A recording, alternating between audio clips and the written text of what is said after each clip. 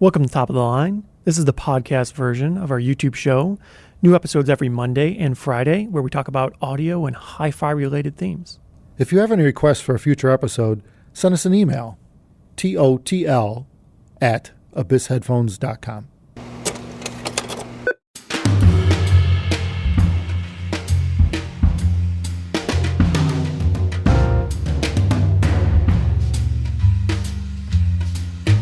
I was talking to a friend of mine the other day, and he's like, well, you're in the audio. I was looking at a home theater setup. Is Bose any good? Yeah. And I'm like, well, I've heard this before. Yeah, me too. And on the headphone side, too. I think I've heard it from family members over the years Yeah. consistently. They have very good marketing, so everyone knows they exist. Yeah. And because of the price point, people perceive it as being probably pretty decent. Well, they've been around forever. They have been around for forever. 70s, early 70s, Probably I think. before that. Their claim to fame was the 901, the one that you'd get two speakers and you'd tuck them in the corner of a room, and they actually fired out the rear into the corner of the room and bounced off the walls, and so you give you this spatial effect. That was it. It came with like an electronic EQ box that went with it, and these things weren't cheap back in the day. We're talking it was an expensive system, so it was considered a premium audio system back then. I think it was the early 70s, but Yeah. Yeah. The selection was pretty limited back then, though. Yeah, right. Especially in consumer space. yeah, it was like that and whatever you could Not carry much. from Japan, basically, is what you saw here, So yeah, but they did a shit ton of marketing on that, and it became like the de facto standard for home audio, two-channel, so to speak, even though it was not so good in terms of what stereo could be, because you're bouncing sound off of walls. So you're obviously depending on the room to do the work for you, not the speaker. Yeah, and this was way before fancy DSP and stuff to sort out some of the issues. That's true. It was not ideal. Yeah, no, speakers weren't big. They were about this big, and they had like things that looked like little jet engines coming out either side, and they were actually angled in the back. They went at an angle, so they actually made the tuck toward a wall, and one would fire toward the one wall in the corner, and one would fire the other. And I guess you'd vary at the distance to the corner to decide how much bounce you get out the room, Yeah. So, yeah, kind of wild when you think about it. But that actually was their claim to fame that gave them the brand recognition. They must have advertised the living crap out of that.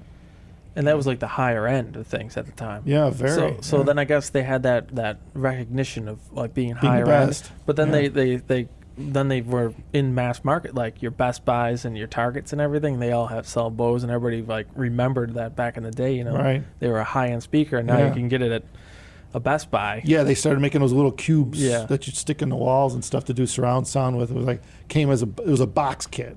Right. Like a 5.1 box type thing. Yeah, then everybody started doing those. Yeah. I remember like Yamaha, Sony, the home theater in a box. That was a big thing back then. Yeah, back it in the used to early be a days. thing. It probably started the whole home theater revolution where people were going to specialty stores to get the real stuff. Well, yeah, because they started opening up not Best Buy. They started opening up Bose stores. Remember, we went to one time. Yeah, they had their right. demos and everything. Yeah, their And they lifestyle only stores. sold Bose stuff. Yeah. I don't know if they even exist anymore. I think they. I don't think so. They're just in Best Buy, so good Yeah. enough. Yeah. For a while, Bose was a really big deal. Yeah. I know a few of my friends that asked me Decades. about it 10, 15, 20 years ago, whenever that was, and they thought this must be the greatest for home theater. It's as good as it gets, right? It's Bose. It's the best. Yeah. And that was a perception for a long time, and that seems to still kind of stick with some folks. Yeah. And The older folks. Yeah. Yeah. Yeah. Some of never the younger forgot. folks, too. The perception is that it's probably pretty decent because most people don't really look into these things often. It's any well-branded company, like Frigidaire or, Well, well, probably in particular, remembers the people that brand. travel and younger people probably know Bose more for their headphones and noise canceling, and always being the best. Like in any review, it's always like they have the best noise canceling. Well, that's the thing. They've shifted that. So yeah, they've moved. They shifted that Yeah. whole speaker thing into headphones and did a bang-up job of it. They were de facto standard for noise cancellation forever, right? Yeah, many years they had Yeah. the best noise canceling headphones. Yeah. So smart move on their part, They tapped into a large marketplace. Yep. But the question is, like, why do audiophiles always say Bose sucks? And I think that kind of goes back to the It goes 70s back stuff. to the old stuff. Yeah. Yeah, and it's still that kind of follows suit with audiophiles. They'll still tell you that today type thing, but not as much, I don't think, because probably most of them own or have owned a Bose noise canceling headphone at some Probably. point. If you're ever going to get on a plane, that's pretty Right. much what you're going to have if you want a real, noise canceling headphone. Well, there's a few alternatives. Now there's Yeah. definitely Yeah. they got some competition. Yeah. But there was a long span where they were it. Yeah, Mhm. they were at all the It airports. has to be almost 10 Yeah. years, right? Where they Yeah, were at just least. they were the best if you want noise canceling. Yeah, and they still are top Still shelf. good. Yeah. Yeah. Yeah. So but I think that's a deal though. For decades, the audiophiles go, "Oh, that's crap." Bounce sound off the walls to make music type thing, and it's true. Well, I think it's also the stigma of it being like a consumer thing. yeah, that's true. It's like, oh, that's mainstream. yeah, I could get it. Yeah, at a Target. yeah. That's- And it's high priced. Yeah. The stuff was never really inexpensive, even when they moved into home theater. Their theater in a box stuff was, I don't remember the price points, but for what it was pricey stuff. They always had premium price points. Their lowest priced products were what, $700-800 or $1,000 or something for the cheap theater in a boxes that Yeah, they I did think like it 10 was years I think ago. it was over $1,000. Somewhere around Yeah. there. Like, they were pretty expensive, and that was back in a day where people didn't spend more than $100-200 on something like Yeah, that, that was a right? lot. 1,000 was crazy. Yeah. Now it's kind of more understandable, oddly enough, but people don't spend much money on home theater systems, so they were always really premium. Well, now you said they're still selling like a speaker style multi-speaker system. They still have them. How much is it? 4,000, Yeah, so and their that's- highest end one. Really? That's expensive. For a Bose branded Yeah. box system style. It's a box system still. Yeah. Because now everyone's shifted over to the sound bar, so pretty much Well, it has a multi-speaker. sound bar in there. Oh, That's I like see. the center, and then, Oh, then they just got the satellite. So it's a Oh. premium soundbar. yeah. Yeah. Sound bar plus with some Yeah. extra. People are spending hundreds on soundbars easy. yeah. They're all expensive. I don't even think you could get one for hundreds. Well, you can. Yeah. They're pretty bad. Yeah. Yeah, right. Yeah. You want The them. average seems like $600 to $800 seems to be the Yeah. average. Yeah. For Yeah. Like at Best Buy. anything For the decent ones, yeah. which is great, I guess, because they work. Yeah. For most people, that's all they need. Well, it's easy. Again, convenience. Right. You just Yeah. plug it in and plug an HDMI cable into Well, it. especially if you're renting, you don't own the home Yeah, or yeah. something You like don't that. need to. Yeah. You're not wires in the wiring wall. in 14 speakers all around you. That's super impractical. Yeah. Because I remember when I did it in my house. Oh man, running wires through the wall Yeah, right. sucks. Like Oh, it's a pain in the ass. it's up the top of the ceiling and stuff. Yeah. You always hit one wall that Yeah, just doesn't there's like want to a- let you through. Stud in it. It's like stupid. 3 hours to do one wall and an hour to do the other one. Yeah, I think it took like 5 hours to put the rear speakers Yeah. in. Yeah, maybe modern houses are a little Yeah. better at that. I don't know. Maybe there's less wood in there, but I don't know. We seem to hit something on one wall. It's like, shit, I should have gone one stud over. Yeah. Oh Right. yeah. Yeah. I have a hole that goes nowhere. I was like, oh, Yeah. there's something in the way on this Yeah, one. so I get it. With all the Yeah. wireless thing, it makes a lot of friggin' sense. And, it certainly sells product. Or like in a bedroom, you're not going to put probably a multi-channel home theater system in your bedroom. Yeah. So You could. I mean, you could. The bathroom would be a little sketch. Yeah. Wow. Yeah, to do home theater. The soundbar is a little pushing it in most bathrooms. Soundbar too. will be pushing it. In the Although bathroom lately as I've been well. thinking about throwing an iPod and sticking it to the glass shower and just be able to watch YouTube videos while you're taking a shower. That'd be different, right? iPad, sure. That reaches addictive levels, if you ask me. If you gotta go that far, I'm Oh, like, shower time. You gotta just step you away still from gotta everything. you're still gotta what would you call it?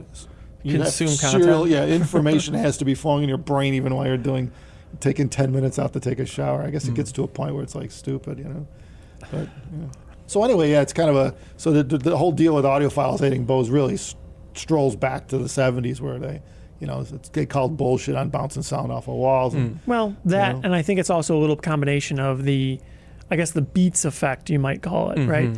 Because for such a long time, Beats were huge and consumers loved them, and audiophiles always said, oh, they're so overpriced, they're terrible. For $53, you could get this headphone that outperforms it and stuff like that, right?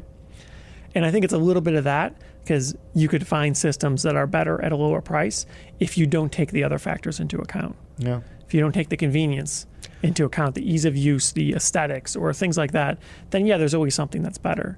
But that's a complicated topic, because it's kind of like saying that a heavily modified car is better than a Ferrari or a Lamborghini or something because it's faster in a straight line in certain conditions.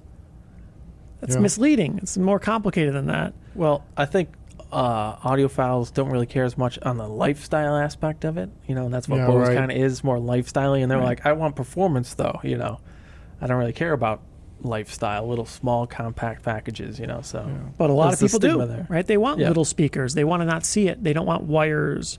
They don't want hassle and I guess that's the inconvenience. They biggest want difference. it integrated well, and they want it to work.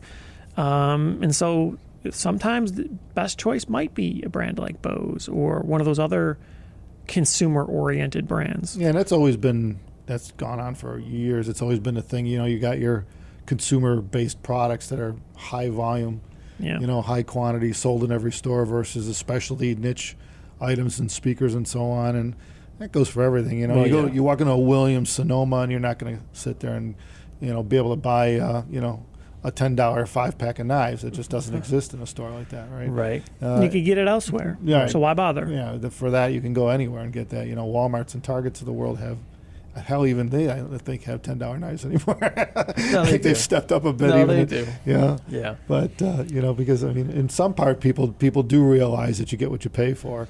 Well, yeah, but I guess it's like they're coming at it from two opposite ends, because like the audiophile, you do want big, impressive, look at these speakers usually, Mm-hmm. and then like a lot of people, they're like, I don't want to see it, I just want it to work, in like Two different objectives. So- And companies like Bose are appealing to the sensibilities of the mass market. They know what those people want for the most part on average, and they try to make a product that appeals to it. It's just like Apple. People complain all the time about Apple products being something like overpriced or terrible value or bad or slow or something like that. And maybe for them that's the case. But for what average consumers look for, a lot of times they hit the mark. People value aesthetics sometimes. They value convenience. Sure. They Big value time. brands even, right? So not everybody wants to buy a knockoff brand. They want to buy a brand name. It makes them feel better. They don't care if they pay a little bit more for it. And value is the key word. They value what they're willing to pay for it too. What it pretty much seems to come down to is there's a time and a place for most things. And with these consumer-oriented brands, there's a reason why they exist. They're not made to appeal to one person. They're made to appeal to most people. The masses. Yeah, the average person, what they're looking for in an average system when they don't really know what they want or what's good. And for that, it works fine. And so maybe it's not the best value, right? They don't claim to be the best value, but for what average person's looking for, they seem to do a decent enough job. So I guess that's why they still exist. Yeah. So be it. And by the same token, the reason why companies like us exist, like Abyss and so on, are really tiny niche companies, is to obviously provide product and services to customers looking for a step above that, or multiple Maybe steps a few above steps that. above, yeah. Yeah, a few steps above that, And by all means, we're no Bose in terms of quantity, not even freaking close. Or, but they cater to crazy people. yeah, well, crazy audiophiles, people that are just so into it. They want, they want to hear every freaking ounce of energy. That's awesome. That's why we're doing it, because that's what we're into.